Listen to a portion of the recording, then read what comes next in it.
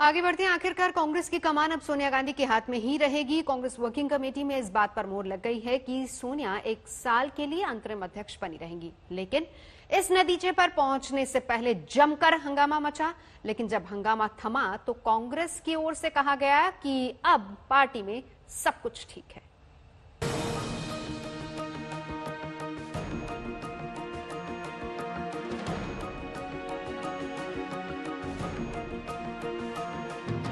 Congress working committee की बैठक खत्म हुई तो कांग्रेस के सामने उस महाभारत का पटाक्षेप करना सबसे बड़ी चुनौती थी जो पूरे दिन मची रही।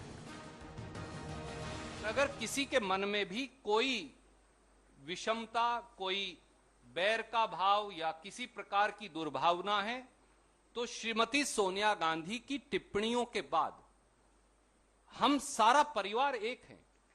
और अगर कहीं कोई वैचारिक विषमता या भेदभाव था तो श्रीमती सोनिया गांधी ने उसे स्वयं में धारण कर उसे मिटा दिया है। रणदीप सुरजेवाला नाम नहीं ले रहे हैं, मगर हम बता रहे हैं कि वो आनंद शर्मा, गुलाम नबी आजाद और कपिल सिब्बल जैसे नेताओं की बात कर रहे हैं, क्योंकि इन्हीं नेताओं ने सोनिया गांधी को चिट्ठी लिखकर कहा था कि कांग्रेस में बदलाव की जरूरत है।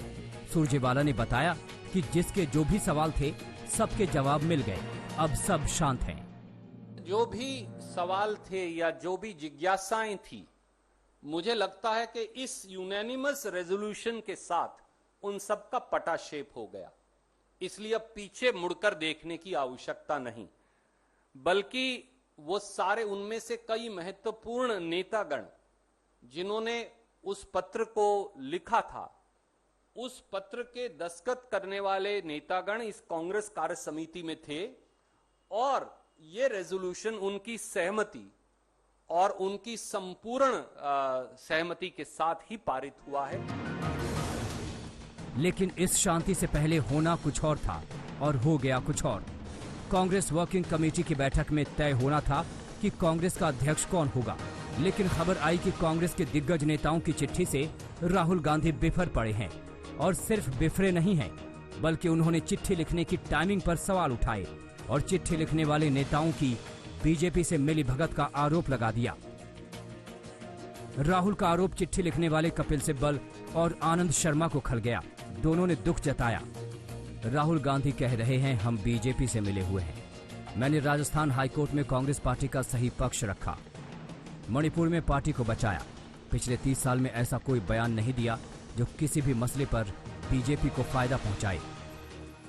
फिर भी कहा जा रहा है कि हम बीजेपी के साथ हैं। आनंद शर्मा ने तो यहां तक कह दिया कि आरोप साबित हुआ तो इस्तीफा दे दूंगा। मतलब वर्किंग कमेटी में होना कुछ और था और होने कुछ और लगा। बीजेपी मौज लेने लगी। देखो, कांग्रेस तो दुर्गति की तरफ है। कांग्रेस में लट्ठम लट्ठा मची हुई है। कांग्रेस का भविष्य अंधकारमय है, क्योंकि देश और प्रदेश का भविष्य उन्हें अंधकारमय किया। कांग्रेस में सच बोलने वाले को गद्दार कहा जाता है।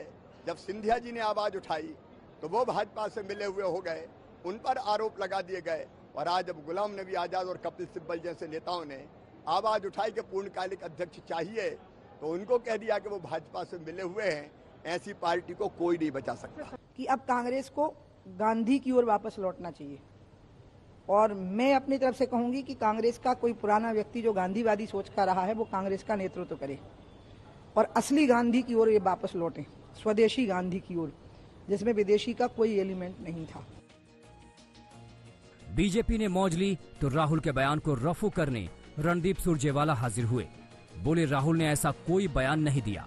रणदीप सुरजेवाला का बयान आया तो आनंद शर्मा और कपिल सिब्बल दोनों ने यू टर्न ले लिया। आखिरकार वर्किंग कमेटी की बैठक खत्म हुई। बैठक में तय हुआ कि सोनिया गांधी 1 साल के लिए और अंतरिम अध्यक्ष रहेंगी। मैसेज भी दिया गया कि कांग्रेस में अब सब ठीक है। मगर सवाल है कि कांग्रेस में उठा तूफान तो फिलहाल शांत हो गया, लेकिन क्या ये राजनीतिक ज्वालामुखी अब नहीं फटेगा, इसकी गारंटी कौन देगा? दिल्ली से मौसमी सिंह के साथ आज तक ब्यूरो।